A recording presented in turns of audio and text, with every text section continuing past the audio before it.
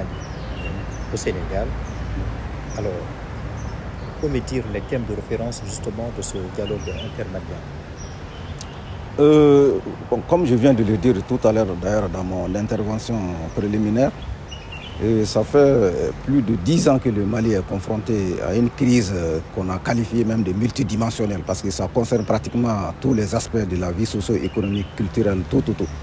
Voilà, donc nous avons vu que pendant ces 10 ans dans leur gestion, c'était toujours, comment on appelle, ça se gérait avec des interférences étrangères. Si on voit les différents accords qui sont intervenus, c'était toujours entre le Mali et les deux protagonistes et puis d'autres intervenants qui ne sont pas des Maliens. Voilà, donc on a vu que la crise s'enlise, ça ne prend pas fin. Donc finalement, le président de la transition, le colonel Assimi Goïta, il a pris l'initiative vraiment de ce qu'il appelle l'appropriation nationale. Vraiment que les Maliens en fassent leurs préoccupations en écartant toutes les interférences étrangères. Voilà, donc c'est tout ça là qui a amené cette idée de dialogue. Maintenant, pour la circonstance, il a mis en place un comité de pilotage. Voilà, ce comité de pilotage est chargé de coordonner les travaux, mais le dialogue se passe entre les Maliens. Voilà, donc voilà un peu l'initiative de ce dialogue. Les phases communales ont déjà eu lieu. Et nous entamons aujourd'hui les phases régionales et au niveau des missions diplomatiques et consulaires qui commencent aujourd'hui 20 et qui prend fin le 22. Voilà, donc c'est un peu ça. Donc, comme pour toute œuvre humaine, il faut des termes de référence, voilà, donc baliser un peu le terrain. Voilà, donc c'est ça qui constitue un peu les TDR. Donc quand on prend les TDR, dans les TDR, il est pratiquement dit tout dedans, comment ça se passe, les règles qui doivent prévaloir. Voilà, donc c'est vraiment, comme on appelle, un événement ouvert. Voilà, à tous les Maliens, à toutes les Maliennes, sans interférence, et qui sont amenés à dire tout, voilà, à se regarder droit les yeux dans les yeux et à se dire toutes les vérités. Et au finish, même si il faut se quereller, mais dans la courtoisie bien entendu, et au finish, tracer des voies qui sont à même vraiment de sortir le Mali de cette crise cyclique-là que nous connaissons depuis plusieurs années. Alors, Son Excellence, il y a une décennie, quasiment 10 ans, on a pris l'initiative d'instaurer ce dialogue intermalien, trouver la cohésion, l'entente. Mais est-ce que vous pensez que cette fois-ci, ce dialogue-là, justement, a une chance de réussir? Je suis confiant, je suis très confiant, pour la simple raison que la population malienne, dans son écrasante majorité, adhère à ce dialogue-là. Ça, c'est déjà un indice de réussite déjà, parce qu'on dit que qui veut peut. Voilà, donc la population dans son écrasante majorité, pour ne pas dire toute la population, vraiment est d'accord avec le chef de l'État pour mener ce dialogue-là. Et aussi, un autre élément de réussite, ça c'est la préparation et les différentes phases même. Parce que très souvent, les gens sont habitués à des trucs au niveau national, tout. Mais cette fois-ci, c'est pas comme ça, ça commence depuis la base. Voilà, et c'est la base même, effectivement, qui sont les principaux concernés. Donc ça commence depuis la base, ça remonte, et pour être clôturé par la phase nationale. Voilà, donc au regard de tout ça là, et puis, comme on appelle là, on a vu avant le dialogue national les différents forums qui se sont tenus. Il y a toujours un comité de suivi. Un comité de suivi va être mis en place, chargé de suivre tout ça là. Voilà, donc au regard de tout ça là, vraiment, il ne fait aucun doute que cette fois-ci, ça ne sera pas une réussite. Il le sera, Inch'Allah. Alors, vous venez de dire, ce dialogue-là, justement, a un caractère décentralisé, au niveau de régions, des districts, au niveau national et dans les ambassades et les consulats, c'est très bien. Et vous dites aussi le dialogue se passe entre les Maliens, donc de façon inclusive. Mais cependant, on voit par ailleurs, il y a certains responsables politiques et même société civile qui cherchent à boycotter justement ce dialogue national. Bon, par rapport au boycott, moi je n'en connais pas pour la société civile. Mais par contre, j'ai vu sur les réseaux sociaux, même dans les médias, voilà, comme on appelle, un certain nombre de formations politiques au Mali qui ont fait des communiqués pour dire qu'ils ne participent pas. Et cela fait suite, c'est pas à ce qu'ils ont, parce qu'ils justifient ça par le fait qu'il y a eu un décret qui a été pris pour interdire les activités des partis politiques. Bon, moi, ce que je vais dire, c'est dire les partis politiques sont des composantes, voilà, ils sont des composantes de ce dialogue-là, voilà. Et puis encore, toujours, quand on voit également, on voit que cette décision, même au niveau des partis politiques, ne fait pas l'unanimité, quoi, parce que tous les partis politiques n'ont pas dit qu'ils ne vont pas participer. Voilà, donc ceux qui ont dit qu'ils ne vont pas participer, bon, je pense qu'en réalité, ça ne doit pas en principe avoir autant d'impact sur le dialogue, quoi, dans la mesure où au Mali même, la classe politique, les hommes politiques ne sont pas en odeur de sainteté avec la population de façon générale, quoi. Voilà, parce que pour la simple raison que quand on voit un peu leur gestion là, bon, le peuple trouve qu'il n'a pas eu de satisfaction tout le temps de leur gestion. Voilà, donc on peut dire que bon, ça n'aura pas un effet vraiment sur ce dialogue là, quoi. Voilà. Vous pensez que ce dialogue justement va être inclusif? Tout à fait, tout à fait. Je trouve que ce dialogue-là va être inclusif. Rien que pour les différentes phases d'organisation. Voilà, parce qu'on a dit que depuis la phase communale, voilà, donc quand on prend le Mali, c'est l'essentiel de la population, hein, voilà, se trouve au niveau des communes et autres là. Voilà, donc ça a commencé là-bas et ça remonte petit à petit. Donc avec ces différents niveaux, parce que c'est 4 niveaux. Voilà, donc avec ces différents niveaux, voilà, donc c'est véritablement inclusif. C'est véritablement inclusif. Ça, il n'y a aucun doute là-dessus. Voilà. Et puis cette adhésion populaire aussi, voilà, donc les boycotts exprimés par-ci par-là, bon, je pense que ça n'aura pas d'effet majeur sur le dialogue là. Merci. Présentez-vous s'il vous plaît. Bon, moi je suis Asko Faré Moulay Ali Khalil.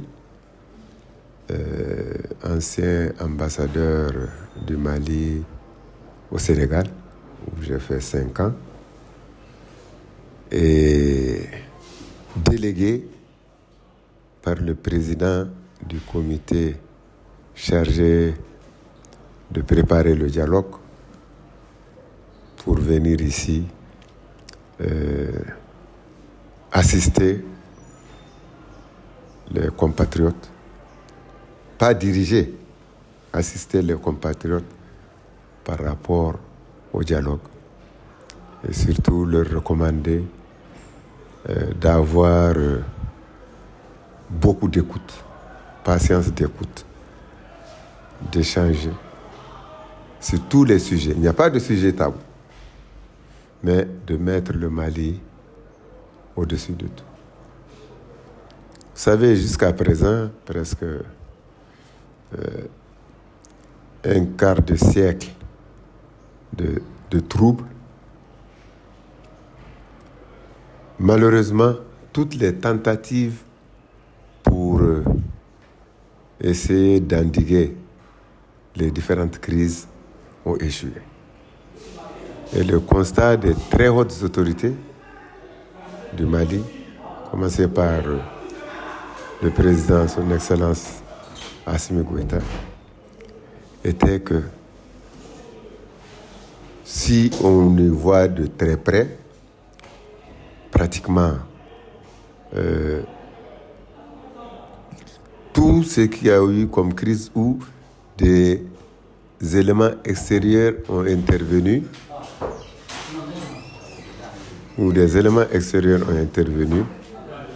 on a remarqué en réalité que c'était pour tirer des ficelles.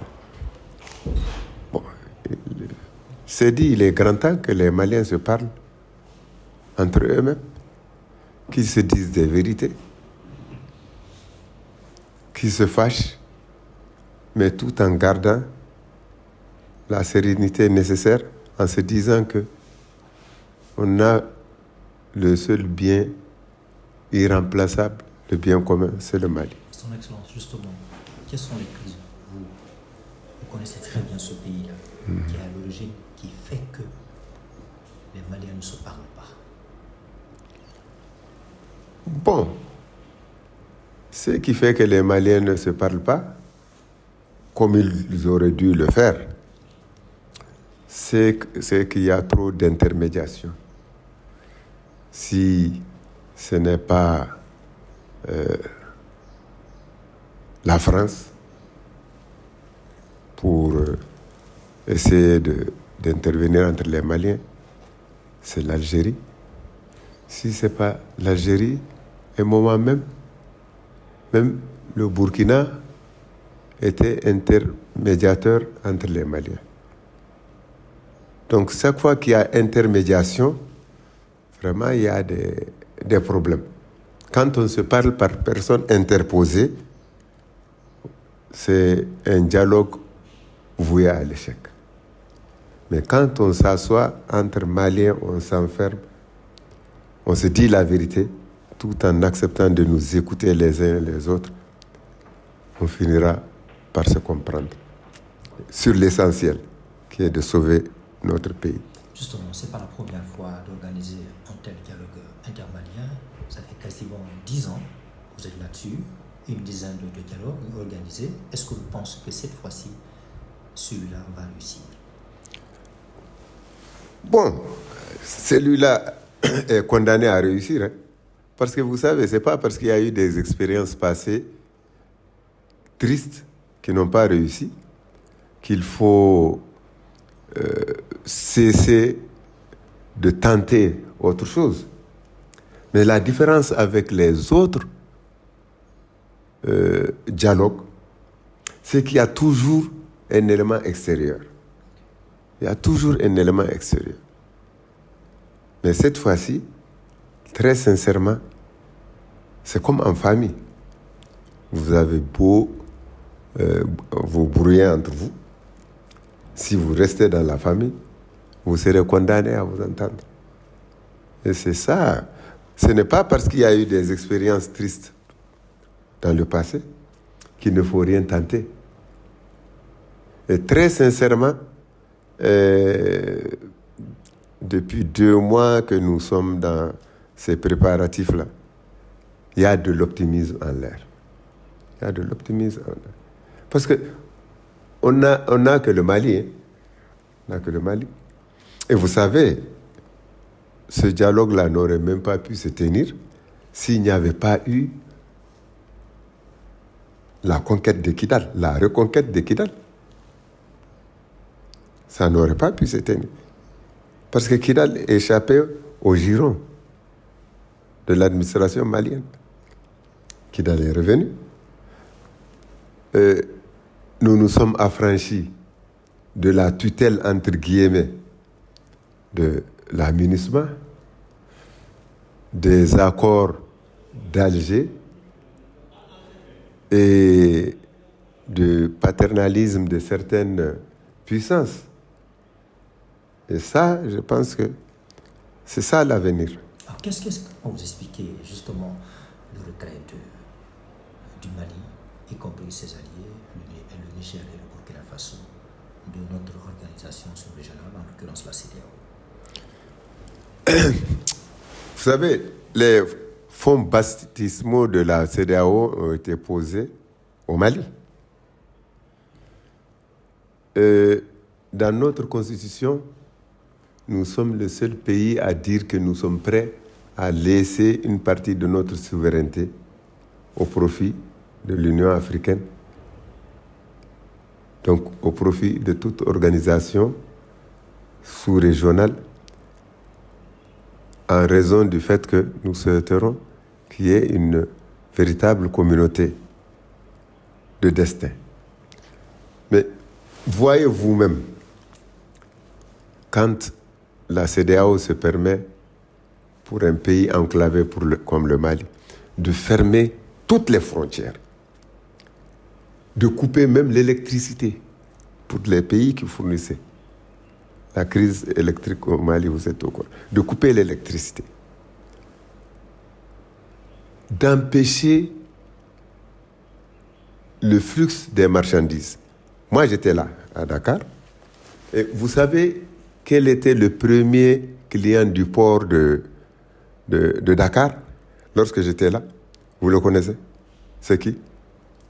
C'est le Mali. On avait 70% du trafic. Ça nous a été coupé. Bon, vous avez beau aimer être dans une organisation régionale ou sous-régionale, quand on vous prend à la gorge, le carburant ne vient pas, les produits vivriers ne viennent pas, les marchandises ne venaient pas, fermés de tous les côtés. Heureusement, le peuple malien est un peuple résilient. On a pu surmonter ça sans l'aide de qui que ce soit. Alors, aller jusqu'à essayer de dicter à des États qui sont à la base de la création de la CEDEAO, leur dicter, voilà ce qu'il faut faire, voilà ce qu'il ne faut pas faire. On dit non. Donc ce n'est plus la peine. À quoi ça sert d'être dans une organisation sous-régionale où on fait tout pour brimer les populations? Mais on s'aperçoit que la CEDEAO est en train de revenir sur sa décision, en entamant des démarches pour persuader le Mali et les autres aussi de revenir. Bon, je crois que ça, c'est parti. Ça, c'est parti. Parce que la CEDEAO verra le rôle que les pays du Sahel jouent à l'intérieur de l'organisation. Mais si vous coupez, c'est-à-dire on vous tient à la gorge, à quoi ça sert d'être membre d'une organisation où on ne pense qu'à sanctionner, jusqu'à étouffer, même à couper même l'air, que les gens ne puissent plus respirer. On revient à l'interne. On va terminer par D'accord. ça. Le caractère inclusif de ce dialogue.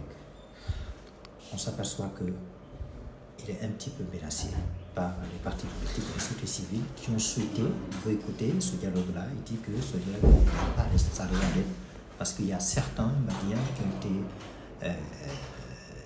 lésés, qui n'ont pas été présents, leurs intérêts n'ont pas été pris en compte pour participer justement à ce dialogue national-là. Est-ce que ça peut impacter sur le processus de cette réconciliation nationale? Bon, vous savez, je porte témoignage qu'il y a eu plus de 360 correspondances individuelles adressées aux partis politiques. Bon, il y a eu une première rencontre des partis avec les partis politiques, le comité chargé du dialogue, de la préparation du dialogue, mais il n'y avait pas le tiers des partis qui avaient répondu. Alors, le président du comité tenait à l'inclusivité et il souhaitait très sincèrement que on reprenne les correspondances, pas une lettre circulaire, individuellement. Les correspondances ont été reprises. Bon, vous savez, les partis politiques souvent obéissent à des critères qui souvent nous échappent. Parce que, regardez, il y a des partis qui souffrent maintenant du refus d'essayer de participer au dialogue. Je vous prends Rarousse. Tout le comité d'un parti politique à Rarousse a eu à démissionner. Mais je vais vous dire une bonne chose. Il ne faut pas croire que les partis politiques ont boudé à 100%. Moi, j'ai mon jeune frère qui est président de la section URD de Tombouctou, de la région de Tombouctou. Mais c'est lui le président chargé de mener le dialogue là-bas. Il est parti politique. Et nous, tous les jours, les 165 personnes qui constituent le comité de préparation, mais on a au moins une trentaine de partis politiques et même de chefs de partis politiques. C'est-à-dire on ne peut pas faire l'unanimité. Peut-être qu'ils vont se rassurer après, mais lorsque les partis politiques étaient venus une première fois, mais ils ont dit dans la salle pleine du CICB ce qu'ils pensaient. Ils ont dit ce qu'ils pensaient. Mais, bon, le parti politique joue son rôle aussi. Le partis politiques, je saurai. La suspension de ces partis politiques. Non, les partis politiques n'ont pas été suspendus. Non. Le gouvernement a décidé de suspendre les activités à caractère politique des partis politiques et des associations. Pour tous ceux qui veulent faire la politique, le gouvernement a décidé de suspendre pour le moment. Voilà. Donc ce n'est pas une suspension des partis. Ce n'est pas une suspension des partis. Voilà. Les partis sont là-bas, avec le récépissé et tout. Merci. Je vous en prie. Merci.